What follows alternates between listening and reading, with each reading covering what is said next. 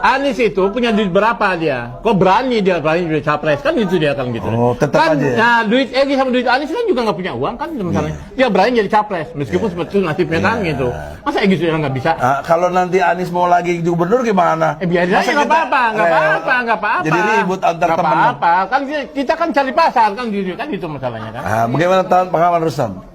Bila Anies maju juga gubernur DKI. Kalau Anies maju juga, kalau menurut saya itu namanya norak. Dengan Anies dukung Bang Egy Sujana aja lah. Iya, betul. Kenapa norak? Harus ada definisinya yang jelas. Ya norak itu artinya kemarin ente udah nyalonin presiden, Iya. dicurangin, Iya. diem pula gitu loh. Iya. Sekarang mau coba-coba maju pilgub lagi. Iya. Itu namanya apa kalau nggak norak gitu? Gini logikanya, yang se-Indonesia aja bisa dicurangi, apalagi cuma itu dia. satu provinsi. Iya. Mendingan nih yang lain nih, apalagi Pak Anies dukung Bang Egy aja. Ilmu Bang Egy nggak kalah sama Pak Anies sudah. Oh dia itu kadernya Egy. Iya. Anies itu kadernya Egy. Kalau waktu pernah jumpa Anies, dia ngakui saya mentornya. Nah, betul, itu terbukti. Itu kata Anies, boleh konfirmasi. Iya, Anies masih hidup. Iya. Artinya gini, artinya Anies jangan merasa inilah udah kalah, udah selesai lah, udahlah. Cari orang yang baru lah. Yang berani gitu loh. Hari ini butuh orang berani, bukan butuh orang yang mencela-mencela gitu loh. Kalau menurut saya Anies selesai lah. Cari Gitu ya? yang lain, Bang Egy Sujana lebih top, lebih berani. Ya. Allahu Akbar. Dukung Egy Allahu Sujana. Akbar, ya. Benar, belum lama. Udah makan belum nih? Sebuah lembaga yang melayani bidang pendidikan, melayani kesehatan, tapi juga secara eksplisit ini diniatkan sebagai bagian dari siar. Betul kan Bapak? Jadi insya Allah ini luar biasa di sini. Nah, saya dapat tugas yang tidak ringan. Ini Bu Musaidah, saya perasaan baru kali ini lagi Bu Musaidah. Terakhir dengan Bu Musaidah ngomong depan rumah sakit nih. Sekarang ketemu dengan teman-teman yang bertugas di sini, bicara tentang istilahnya tadi apa? Fuka. Tahu nggak Fuka itu apa? Nggak tahu.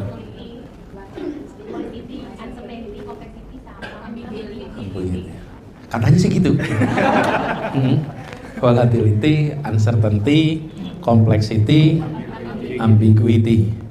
Ini generasi Z bener istilahnya ya. Ini. Nah, tapi teman-teman sekalian, di tantangan itu banyak ya. Barangkali di tingkat kepemimpinan di rumah sakit ini perlu secara tegas merumuskan. Saya selalu sampaikan yang namanya organisasi itu harus memiliki tujuan yang dipahami oleh semua. Untuk bisa dipahami, tujuannya harus jelas. Kalau tujuannya tidak jelas, tidak mungkin seluruh organisasi akan paham. Jadi, menurut saya salah satu yang paling mendasar ini menentukan apa yang jadi misi, apa yang jadi tujuan dengan jelas, terukur, dan dipahami oleh semua. Dengan begitu, apa yang dikerjakan di tingkat eksekusi itu nyambung betul tuh dengan tujuan besarnya. Nah, yang kedua, kita berada di era di mana perubahan itu terjadi amat cepat.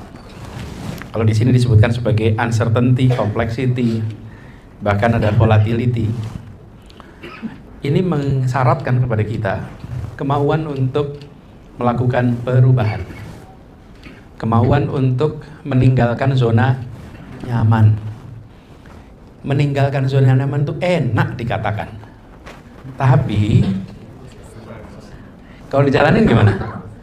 Weh, menantang itu. Namanya aja meninggalkan kenyamanan gitu. Kan kita ingin nyaman, bukan? Terus meninggalkan kenyamanan. Nah, ini meninggalkan ini kenyamanan ini. Tapi itulah tantangan perubahan kita. Jadi, tapi untuk bisa melakukan perubahan, saya dari tadi sampaikan dan pertemuan dulu juga dengan tim pimpinan saya sampaikan, ada satu kata yang harus ada nih. Satu, kita punya tujuan. Yang kedua, punya sifat pembelajar. Ini syarat nih. Hari ini itu syarat. Dulu teman-teman Ibu sekalian, negara itu dikelompokkan di dunia ini. Ada negara maju, ada negara sedang berkembang, ada negara belum berkembang. Ingat ya, developed country, kemudian developing country, terus ada less developed country. Itu lalu ada istilah negara industri maju, advanced industrialized country. Ada istilah dunia pertama, dunia kedua, dunia ketiga. Ingat nggak? Itu first world, second world, third world. Nah, itu kategori-kategori itu.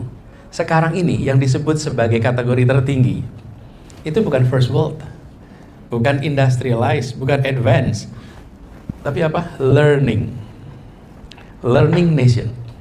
Negara yang pembelajar, bangsa yang pembelajar. Kenapa? Karena dia berhadapan dengan yang tadi disebut sebagai VUCA. Dia harus melakukan respon terus-menerus atas apa? Volatility, uncertainty, complexity, sama ambiguity. Itu membutuhkan satu kata aja. Learners. Orang-orang, bangsa-bangsa yang pembelajar. Nah, pembelajar itu dua komponen. Belajar dan meninggalkan. Belajar yang baru dan meninggalkan yang usang. Nah, meninggalkan yang usang itu namanya meninggalkan comfort zone. Meninggalkan yang usang. Karena kita harus bergerak. Nah, ini teman-teman mensyaratkan adanya kemauan untuk belajar terus-menerus. Dan belajar terus-menerus itu perlu satu sifat yang bisa menopang, namanya inquisitif. Apa inquisitif itu? Ada yang bisa memberikan pandangan apa itu inquisitif? Di Google juga boleh. Iya dong, kita era digital gitu kan. Apa inquisitif? Pakainya Q. Apa tuh? Anda Google, saya ngopi ya. Apa itu inquisitif itu? Iya. Hah? Kepo. Pengen tahu, pengen tanya. Inquisitif itu keingin tahuan. Oke. Nah, ini teman-teman yang seringkali hilang ketika kita punya yang namanya rutinitas. Untuk inquisitif itu hilang. Udahlah, jalanin seperti biasa aja. Tapi kalau nempel yang namanya sifat inquisitif ini, maka apapun yang dikerjakan ditanyakan. Kalau ditanyakan artinya apa? Continuous improvement. Betul tidak? Terus saja. Dan teman-teman kadang-kadang menemukan ya kemarin nggak kelihatan. Kok bisa ya baru sekarang ya kepikirnya? Karena sifat itu harus muncul. Jadi saya pikir teman-teman kalau ini learners kemudian diikuti dengan kemampuan untuk atau kemauan untuk memiliki sifat inquisitif, maka akan terjadi proses pembelajaran terus-menerus. Nah, kita menyaksikan ada pelajaran-pelajaran dari organisasi yang sukses, ada pelajaran organisasi yang stagnan, dan ada dari organisasi yang tumbang. Kepada siapa kita harus belajar? Kepada semua. Belajar juga sama yang tumbang, supaya tidak ikut tumbang. Belajar juga sama yang progres, supaya kita bisa cari. Tapi pengalaman kami, Bapak Ibu, teman-teman semua, lebih mudah merumuskan yang jangan daripada yang seharusnya. Kebayang ya? Don'ts itu lebih mudah didaftar daripada do. Do-nya itu bisa banyak sekali, tapi don'ts-nya lebih sedikit. Nah, merumuskan don'ts itu penting. Karena itulah belajar dari yang gagal itu penting untuk merumuskan don'ts. Tahu ya don'ts ini? Nah, jadi teman-teman sekalian, tadi saya sampaikan pelajaran ini menarik. Umi, menurut saya perlu melakukan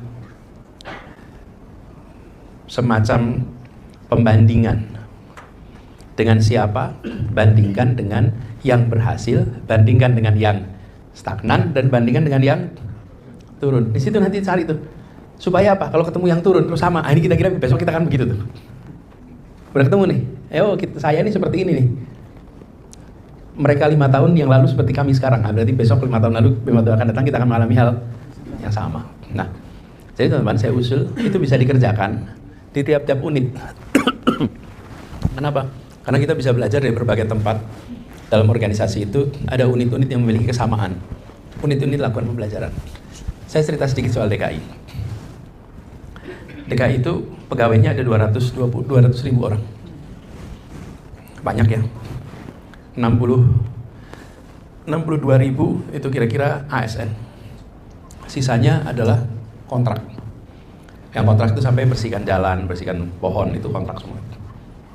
Nah, ketika kita melakukan reform, maka tiap-tiap unit ini belajar. Nah, karena kita ngelusnya kota dan nggak bisa membandingkannya dengan kota lain di Indonesia. Jadi kami atur agar tim yang mengurus jalan, mengurus trotoar itu belajar. Dari mana pembandingannya? Ke Singapura. Kenapa ke Singapura? Iklimnya sama, betul kan? Yang kedua, jaraknya dekat, nggak perlu visa, betul kan?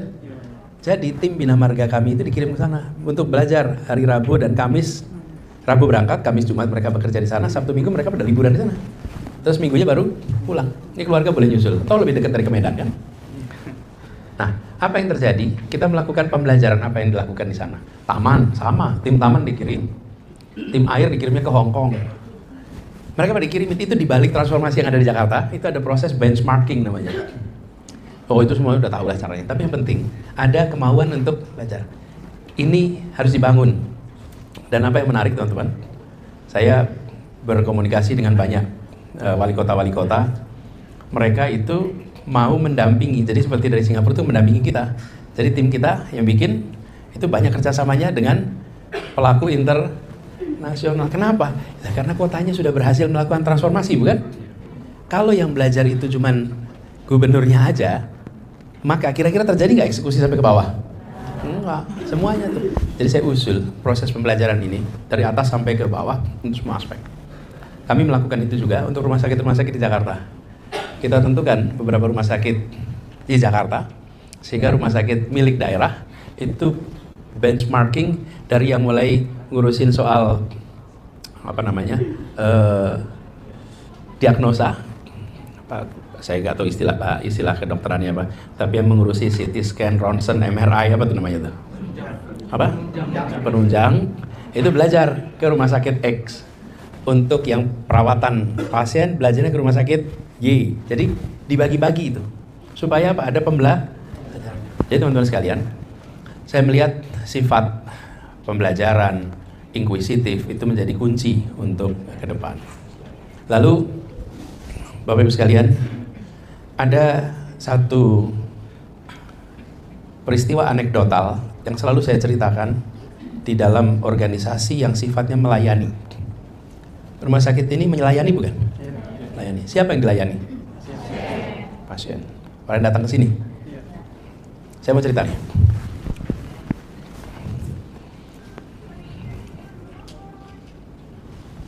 Satu ketika saya mendarat dengan penerbangan pesawat menuju Jakarta. Tapi pesawatnya itu transit di Singapura. Mendaratnya entah kenapa, jadwal mendaratnya itu midnight jam 12 malam. Sementara penerbangan ke Jakarta itu baru ada jam 8 pagi. Tanggung betul kan? Sering nggak ngalamin situasi gitu? Mendaratnya 12, baru penerbangan berikutnya jam 8. Jadi saya begitu mendarat, lalu saya ke counter informasi, tanya di mana tempat hotel yang bisa diinepi, apa sih transit hotel. Terus dia lihat, wah hotel yang ada di terminal ini sudah habis, yang ada di terminal lain. Jadi harus pindah pakai kereta api antar terminal. Ya, saya bilang saya nggak apa-apa. Saya bilang, Pak saya mau jalan, dipanggil lagi. Sir, can I have your name? Ya, Anies Baswedan. Tulis Baswedan. Dan saya naiklah kereta api ke terminal yang berikutnya. Itu jaraknya mungkin sekitar 20 menit sampai ke lokasi yang berikutnya. Ini bayangkan 1:30 pagi ya. Bukan jam 1:30 siang nih. 1:30 udah sepi betul di mana di sana. Masuk sampai ke tempat hotel itu. Ya saya sampai kan di dalam terminal ya. Ada beberapa orang menunggu. Saya masuk ke lobi. Terus begitu saya datang, resepsionisnya tanya, "Are you Anies Baswedan?" Saya bilang, "Iya saya." "Oke, sir. The room is ready for you." Terus dia bicara ke orang sebelah. Bicara, "Sir, ma'am, the guest we are waiting is here." Bapak Ibu, orang yang kami tunggu udah sampai. Apa yang terjadi? Teman-teman bisa lihat, orang yang saya tanyai informasi di terminal sana, kan saya tanya sama dia, di mana hotel transit? Dia bilang di terminal berikutnya. Terus dia minta nama saya. Apa yang terjadi? Dia teleponkan ke hotel di sana. Dia bilang ada orang datang dari sini, namanya Anies Baswedan, menuju ke hotel itu. Pas kita sampai di sana, rupanya antara saya berangkat ke sana sampai datang ada orang-orang lain yang berdatangan. Jadi dia bilang tunggu dulu ya, kalau tamu yang dari sana nggak datang baru kamarnya buat Anda. Oke, karena kamarnya tinggal tersisa satu nih. Dia bilang tunggu ya. Dan ketika saya datang dia bilang, Bapak-bapak Ibu mohon maaf, orang yang kami tunggu sudah sampai. Oke. Apa yang sedang terjadi? Ini saya ilustrasi nih, kalau mau menang nih begini kira-kira. Petugas information desk itu, dia tidak menjawab pertanyaan saya saja, dia menyelesaikan masalah saya. Ya. Pertanyaan saya ada di mana hotel bisa saya tinggal, bukan? Kan dia tinggal bilang di sana, selesai kan? Itu namanya menjawab pertanyaan. Dia mengerjakannya apa? Dia menyelesaikan masalah saya. Nah, banyak dari kita bagian pelayanan itu cuma menjawab pertanyaan untuk memenuhi harapan dia. Tapi belum tentu kita menyelesaikan masalah. Saya itu ketika sampai itu saya mikir, luar biasa ya. Kenapa kita ini kadang-kadang kalah ya begini-begini nih. Nah, apa sih yang sedang terjadi? Masalah saya itu dipindahkan jadi masalah dia. Ini pelajaran penting. Ingat-ingat nih, ambil alih tanggung jawab, ambil alih masalah itu menjadi seakan milik kita. Nah, kebanyakan dari kita enggak. Itu masalah Anda, bukan masalah saya. Saya enggak, ya saya mengerjakan sesuai SOP yang ada di sini, sesuai tupoksi aja. Belum tentu menyelesaikan, belum tentu memuaskan. Betul ya, teman-teman? Saya berkali-kali merasakan itu. Ini ada rombongan yang baru jalan-jalan dari Jepang. Kalau tanya alamat, dijawabnya gimana? Diantar sampai lokasi. Asal jangan tanya di Jakarta, alamat Cirebon. Kejauhan mulai itu. Betul nggak? Itu yang namanya. Nah, saya sering menemukan organisasi-organisasi pelayanan di kita itu belum sampai menyelesaikan masalah. Baru sekedar merespon yang diminta. Mintanya apa? Direspon, dipenuhin. Tapi tidak diselesaikan. Saya titip pada semuanya di sini nih. Dari pelajaran ini saya selalu sampaikan ketika saya mimpin dimanapun yang sifatnya pelayanan, jadilah orang dan institusi yang menyelesaikan masalah. Dan begitu itu menyelesaikan masalah, saya sebagai customer, apa yang saya rasakan? Puas. Apa yang saya kerjakan hari berikutnya? Tulis surat. Saya datang ke tempat information center, saya bilang tadi malam yang tugas di sini saya nggak tahu namanya, sudah menjadi customer service yang excellent. Ya saya puji di situ, nggak tahu saya namanya siapa, tapi saya perlu kasih feedback supaya dalam organisasi itu ada nih jadi contoh nih, saya kasih feedback cerita. Dan saya mengalami peristiwa-peristiwa pelayanan yang excellent ini di berbagai tempat yang kemudian kita lupa. Tapi juga saya pernah juga punya pengalaman nih, udah berkait dengan apa sih yang paling sering tidak muncul dalam pelayanan itu? Ya besar ya kan? Senyum. Itu paling sering absen, Bapak Ibu. Bener nih, itu paling sering hilang. Dan di kita paling sering itu, ini paling irit ya Bapak Ibu. Bayar tidak, merepotkan tidak, nggak perlu bahasa. Yang namanya berinteraksi itu membutuhkan, dan itu sering missing, sering sekali missing. Begitu sampai pelayanan, itu yang namanya, ini sangat teknis, tapi saya sampaikan, itu mencairkan dan mengubah suasana. Saya pernah dapat pelayanan kayak begitu, baik terus udah selesai, ngelainnya cemberut terus. Udah selesai, saya bilang, "Ma'am, you will look more beautiful when you smile." Senyumnya juga agak kencang gitu kan. You look more beautiful when you smile. Kenapa? Karena inilah yang menjadi pembuat suasana dalam pelayanan. Dan ini teman-teman, nampaknya sederhana. Oh, teman-teman udah lebih tahu lah karena berinteraksi dengan orang terus-menerus. Lalu saya titip satu hal teman-teman. Kami seperti saya bertugas di pemerintahan dan Anda yang di rumah sakit, itu ada satu sifat yang dibutuhkan sekali, namanya sabar. Karena teman-teman gak bisa milih karakternya pasien, gak bisa milih apakah yang datang hanya orang baik saja, gak bisa. Yang datang yang gak galak gak bisa, betul gak teman-teman? Keluarga yang pengertian gak bisa, keluarga yang hanya berpendidikan gak bisa. Sama di pemerintah juga begitu. Di pemerintah nggak bisa milih, saya hanya mengurusin warga yang baik-baik saja, warga yang sopan-sopan saja. Nggak bisa. Saya ketemu dengan warga yang galak, saya ketemu dengan warga yang nggak pengertian, nggak bisa kita milih. Dan itu diperlukan satu. Kenapa saya sampaikan teman-teman? Kita ini membutuhkan lebih banyak lagi organisasi yang bisa menumbuhkan suasana yang nyaman. Kalau itu ada, insya Allah kita akan tumbuh jauh lebih pesat, jauh lebih positif. Jadi saya bukan orang yang memiliki background di bidang kesehatan, tapi saya merasa bersyukur sekali. Tadi di Universitas UMI saya ditanya apa pengalaman paling menantang selama memimpin di Jakarta, dan jawabannya adalah ketika kita menghadapi pandemi COVID. Karena pandemi COVID itu adalah situasi di mana kepemimpinan itu dikonfrontasikan dengan dilema-dilema yang rumit. Halo teman-teman, berjumpa bersama saya di Politik Dangi. Ya, kalau kita lihat bagaimana Egy Sujana dan kawan-kawan itu mengejek Anies Baswedan ya. Pada saat Anies selesai menjadi kontestasi di Pilpres ya, namun Pak Anies kalah. Dan setelah itu bagaimana isu atau rumor ya Pak Anies akan maju di Jakarta, namun malah diejek oleh Egy DKK teman-teman ya. Ini sungguh keterlaluan ya, bagaimana Anies Baswedan seorang tokoh yang intelektual, seorang tokoh yang luar biasa ya, malah diejek, dipandang rendah teman-teman. Saya yakin bahwa suatu saat Pak Anies akan menjadi pemimpin di negeri kita.